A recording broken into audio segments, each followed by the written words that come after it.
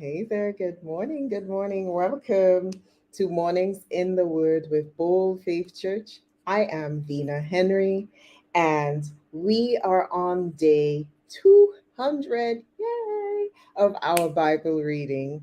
Um, uh, I just lost my words for a minute. But we're going to be reading from the book of Kings. We're going to be moving around a little bit. We'll be in Second Kings chapter 18, verses 1 to 8. Then we move on to Second Chronicles chapter 29 to 31, and then Psalms 48. So we'll be moving around a little bit today. But before we get into the reading, go on and hit that like and subscribe button so you don't miss out on all the amazing things we have going on here at Bold Faith Church. We are here every Monday till Friday at 7 a.m. EST. And then we get back together on a Saturday at 8 a.m. EST with Pastor Courage Molina.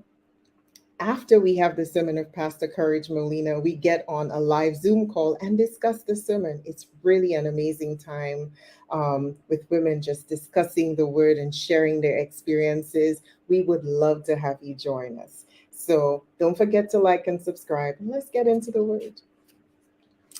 Okay, we are reading right now from 2 Kings 18. Ooh, I got it. Hezekiah, son of Ahaz, began to rule over Judah in the third year of King Hosea's reign in Israel. He was 25 years old when he became king, and he reigned in Jerusalem 29 years. His mother was Abijah, the daughter of Zechariah. He did what was pleasing in the Lord's sight, just as his ancestor David had done. He removed the pagan shrines, smashed the sacred pillars, and cut down the Asherah poles. He broke up the bronze serpent that Moses had made because the people of Israel had been offering sacrifices to it. The bronze serpent was called Nehushtan. Nehushtan. Hezekiah trusted in the Lord, the God of Israel.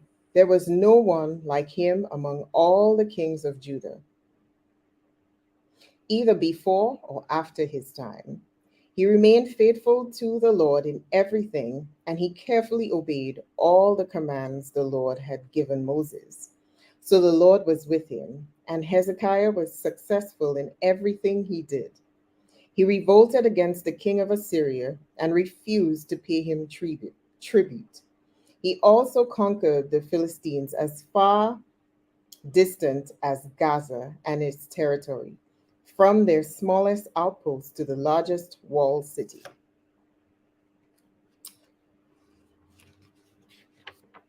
We're moving to Second Chronicles. We're reading chapter 29 to 31. Hezekiah rules Judah. Hezekiah was 25 years old when he became the king of Judah, and he reigned in Jerusalem 29 years. His mother was Abijah, the daughter of Zechariah. He did what was pleasing in the Lord's sight, just as his ancestor David had done. In the very first month of the first year of his reign, Hezekiah reopened the doors of the temple of the Lord and repaired them. He summoned the priests and Levites to meet him at the courtyard east of the temple. He said to them, "Listen to me, you Levites. Purify yourselves and purify the temple of the Lord, the God of your ancestors. Remove all the defiled things from the sanctuary. Our ancestors were unfaithful and did what was evil in the sight of the Lord our God. They abandoned the Lord and his dwelling place. They turned their backs on him.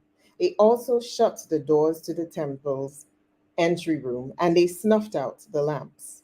They stopped burning incense and presented burnt offerings at the sanctuary of the God of Israel.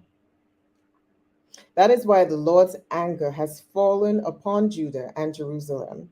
He has made them an object of dread, horror, and ridicule, as you can see with your own eyes. Because of this, our fathers have been killed in battle, and our sons and daughters and wives have been captured. But now I will make a covenant with the Lord, the God of Israel, so that his fierce anger will turn away from us. My sons, do not neglect your duties any longer.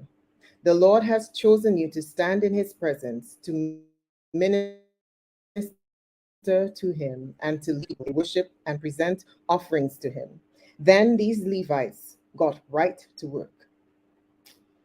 From the clan of Kohath, Mahath, son of Amasai, and Joel, son of Azariah. From the clan of Merari, Kish, son of Abdi, and Azariah, son of Jehalel. From the clan of Gershon, jo- Joash, son of Zimmah, and Eden, son of Joah. From the family of Elizphan, Shimri and Jeliel. From the family of Asaph, Zechariah and Mathaniah. From the family of Herman, Jehiel and Shimei. From the family of Jeduthun, Shemaiah and Uziel. These men called together their fellow Levites, and they all purified themselves. Then they began to cleanse the temple of the Lord, just as the king had commanded. They were careful to follow all the Lord's instructions in their work. The priest went into the sanctuary of the temple of the Lord to cleanse it, and they took out to the temple's courtyards all the defiled things they found. From there, the Levites charted it all out to the Kidron Valley. They began the work in early spring, on the first day of the new year, and in 8 days they had reached the entry room of the Lord's temple. Then they purified the temple of the Lord itself, which took another 8 days. So the entire task was complete in 16 days. The temple's rededication. Then the Levites went to King Hezekiah and gave him a report. We have cleansed the entire temple of the Lord, the altar of burnt offering with all its utensils, and the table of the bread of the presence with all its utensils. We have also recorded all the items discarded by King Ahaz when he was unfaithful and closed the temple. They are now in front of the altar of the Lord, purified and ready for use. Early the next morning, King Hezekiah gathered the city officials and went to the temple of the Lord. They brought 7 bulls, 7 rams, and seven male lambs as a burnt offering, together with 7 male goats as a sin offering for the kingdom, for the temple, and for Judah. The king commanded the priests, who were descendants of Aaron, to sacrifice the animals on the altar of the Lord. So they killed the bulls, and the priest took the blood and sprinkled it on the altar. Next, they killed the rams and sprinkled their blood on the altar. And finally, they did the same with the male lambs. The male goats for the sin offering were then brought before the king and the assembly of the people, who laid their hands on them. The priest then killed the goats as a sin offering and sprinkled their blood on the altar to make atonement for the sins of all Israel. The king has specifically commanded that this burnt offering and sin offering should be made for all Israel. King Hezekiah then stationed the Levites at the temple of the Lord with cymbals, lyres, and harps. He obeyed all the commands that the Lord had given to King David through Gad, the king's seer, and the prophet Nathan. The Levites then took their positions around the temple with the instruments of David, and the priests took their positions with the trumpets. Then Hezekiah ordered that the burnt offering be placed on the altar. As the burnt offering was being presented, songs of praise to the Lord were begun, accompanied by the trumpets and other instruments of David, the former king of Israel. The entire assembly worshiped the Lord as the singers sang and the trumpets blew until all the burnt offerings were finished. Then the king and everyone with him bowed down in worship. King Hezekiah and the officials ordered the Levites to praise the Lord with the Psalms written by David and by Asaph, the seer. So they offered joyous praise and bowed down in worship.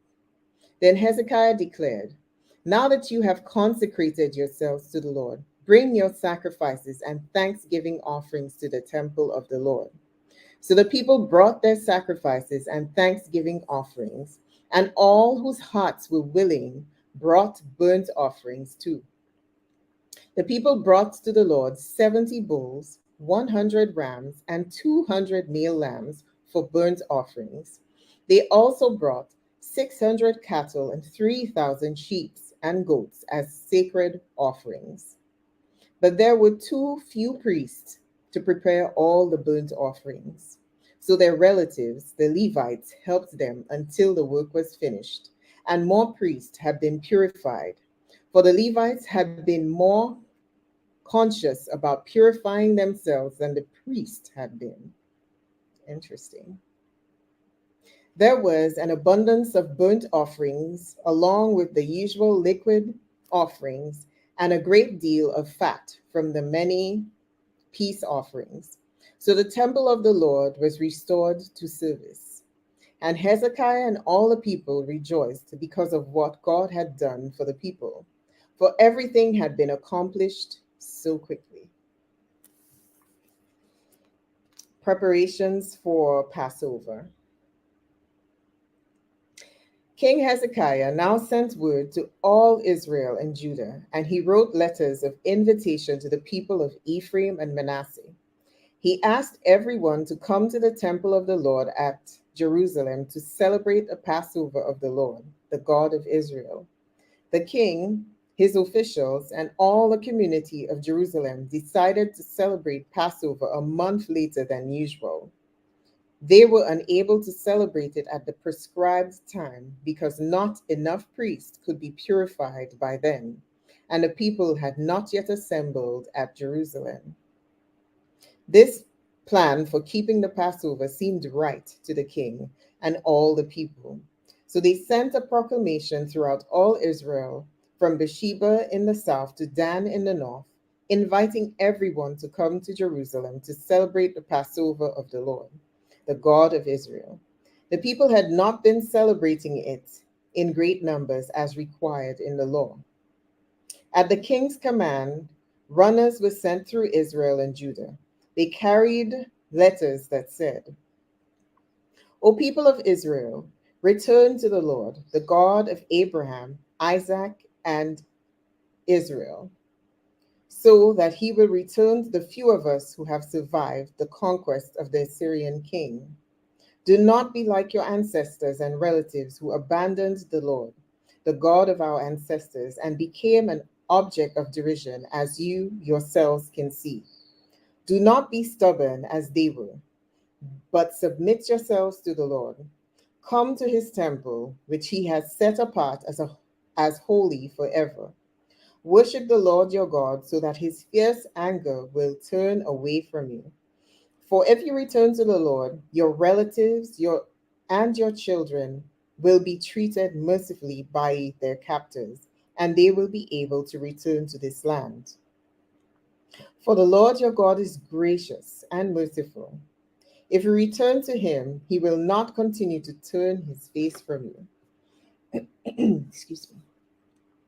The runners went from town to town throughout Ephraim and Manasseh, and as far as the territory of Zebulun. But most of the people just laughed at the runners and made fun of them. However, some people from Asher, Manasseh, and Zebulun humbled themselves and went to Jerusalem. At the same time, God's hand was on the people in the land of Judah, giving them all one heart to obey the orders of the king and his officials, who were following the word of the Lord. So a huge crowd assembled at Jerusalem in mid-spring to celebrate the festival of unleavened bread. They set to work and removed the pagan altars from Jerusalem. They took away all the incense altars and threw them into the Kidron Valley. On the 14th day of the second month, 1 month later than usual, the people slaughtered the Passover lamb. They shamed the priests and Levites. So they purified themselves and brought burnt offerings to the temple of the Lord. Then they took their places at the temple as prescribed in the law of Moses, the man of God. The Levites brought the sacrificial blood to the priests who had sprinkled it on the altar. Since many of the people had not purified themselves, the Levites had to slaughter their Passover lambs for them to set them apart for the Lord.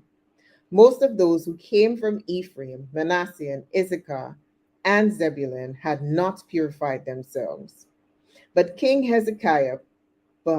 King Hezekiah prayed for them, and they were all allowed to eat the Passover meal anyway, even though this was contrary to the requirements of the law. For Hezekiah said, "May the Lord, who is good, pardon those who decided to follow the Lord, the God of their ancestors, even though they had not properly cleansed for the ceremony." And the Lord listened to Hezekiah's prayer and healed the people. Mm.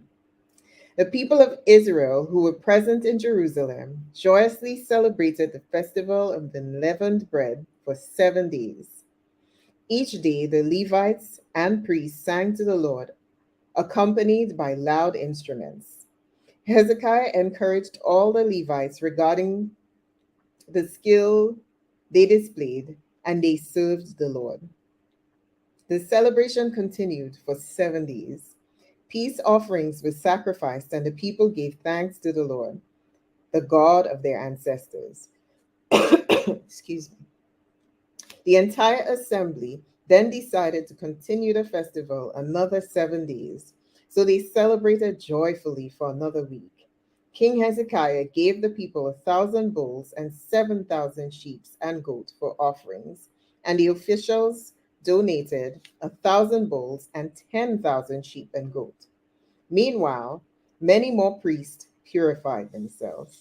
The entire assembly of Judah rejoiced, including the priests, the Levites, all who came from the land of Israel, the foreigners who came to the festival, and all those who lived in Judah. There was great joy in the city, for Jerusalem had not seen a celebration like this one since the day of Solomon, King David's son. Then the priest and Levite stood and blessed the people, and God heard their prayer from his holy dwelling, in heaven. 31. When the festival ended, the Israelites who attended went to all the towns of Judah, Benjamin, Ephraim, and Manasseh, and they smashed all the sacred pillars, cut down the Asherah poles, and removed the pagan shrines and altars. After this, the Israelites returned to their own towns and homes. Hezekiah then organized the priests and Levites into divisions to offer the burnt offering and peace offerings, and to worship and give thanks and praise to the Lord at the gate of the temple. The king also made a personal contribution of animals for the daily morning and evening burnt offerings, the weekly Sabbath festival, the monthly new moon festival, and the annual festivals as prescribed in the law of the Lord. In addition, he required the people in Jerusalem to bring a portion of their goods to the priests and Levites, so they could devote themselves fully to the law of the Lord. When the people of Israel heard these requirements, they responded generously by giving the first share of their grain, new wine, olive oil, honey, and all the produce of their fields. They brought a large quantity, a tithe of all their produce. The people who had moved to Judah from Israel and the people of Judah themselves brought in the tithes of their cattle, sheep, and goats, and a tithe of the things that had been dedicated to the Lord their God, and they piled them up in great heaps. They began piling them up in late spring, and the heaps continued to grow until early autumn. When Hezekiah and his officials came and saw these huge piles, they thanked the Lord and his people, Israel. Where did all this come from? Hezekiah asked the priests and Levites. And Azariah, the high priest from the family of Zadok, replied, Since the people began bringing their gifts to the Lord's temple, we have had enough to eat and plenty to spare. The Lord has blessed his people, and all this is left over. Hezekiah ordered that storerooms be prepared in the temple of the Lord. When this was done, the people faithfully brought all the gifts, tithes, and other items dedicated for use in the temple. Conaniah the Levite was put in charge, assisted by his brother Shimei. The supervisors under them were Jehiel, Azahiah, Nahath, Ashiel, Jerimoth, Josabad, Eliel, Ishmachiah, Mahath, and Benaniah. These appointments were made by King Hezekiah and Azariah, the chief official in the temple of God. Korah, son of Imnah, the Levite, who was the gatekeeper at the east gate, was put in charge of distributing the voluntary offerings given to God, the gifts and the things that have been dedicated to the Lord. His faithful assistants were Eden, Minim, Min, Minim, Miniamin, Jeshua, Shimea, Amariah, and Shechaniah. They distributed the gifts among the families of the priests in their towns by their divisions, dividing the gifts fairly among old and young alike. They distributed the gifts to all males 3 years old or older, regardless of their place in the genealogical records. The distribution went to all who would place no, I'm losing my place. To all who would come to the Lord's temple to perform their daily duties according to their divisions.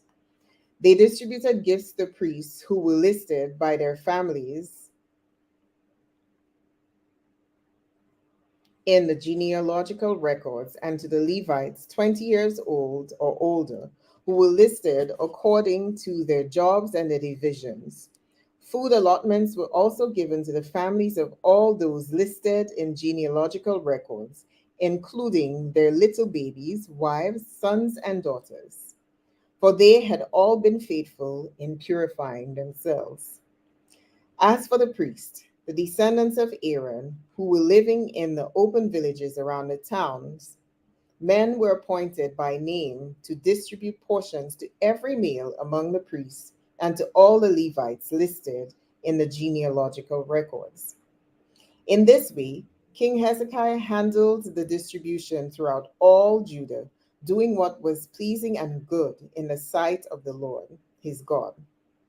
In all that he did in the service of the temple of God and in his efforts to follow God's laws and commands, Hezekiah sought his God wholeheartedly. As a result, he was very successful.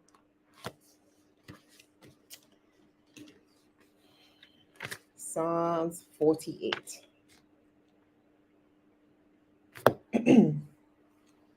A song, a psalm of the descendants of Korah. How great is the Lord, how deserving of praise. In the city of our God, which sits on his holy mountain, it is high and magnificent. The whole earth rejoices to see it. Mount Zion, the holy mountain, is the city of the great king. God himself is in Jerusalem's towers, revealing himself as its defender. The kings of the earth joined forces and advanced against the city.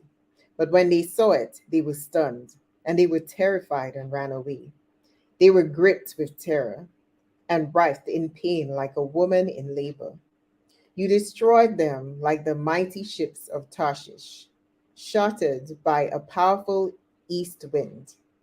We had heard of the city's glory, but now we have seen it ourselves, the city of the Lord of heaven's armies. It is the city of our God. He will make it safe forever. O God, we meditate on your unfailing love as we worship in your temple. As your name deserves, O God, you will be praised to the ends of the earth. Your strong right hand is filled with victory. Let the people on Mount Zion rejoice. Let all the town of Judah be glad because of your justice. Go, inspect the city of Jerusalem, walk around and count the many towers. Take note of all the fortified walls and tour all the citadels that you may describe them to future generations. For this is what God is like. He is our God forever and ever, and he will guide us until we die. Amen. All right, that's it for today. See you back here again tomorrow. Bye.